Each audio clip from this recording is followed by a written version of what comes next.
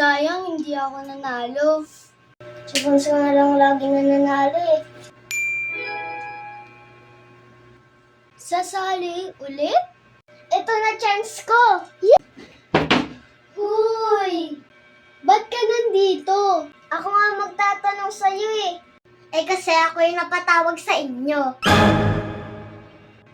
Akala ko nasa Japan ka. Eh, 1,000 lang pera ko, hindi kasya. Pero anyways, ako pipili ng inyong tema. Hiwalay tayo. Sige. Go!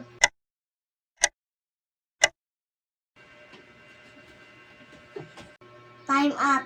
Di pa nga ako nakabihis eh. Joke lang nga, ne.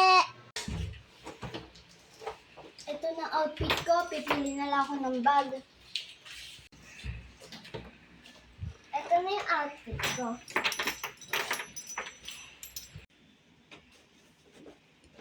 Ito na lang bag ko.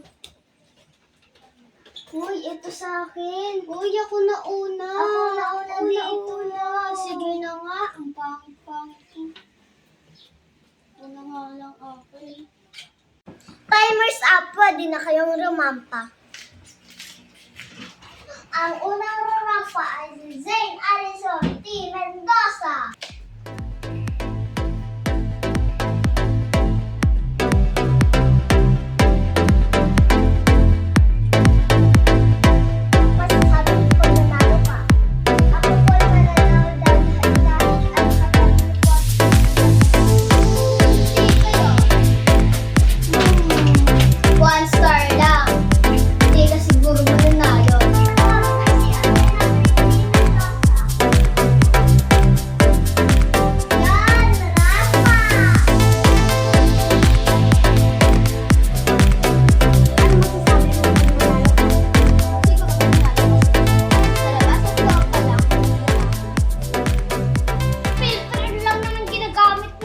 Natin yung mga ibang tao kung sino boto nila. Boto mo si Athena o si Zane Alison?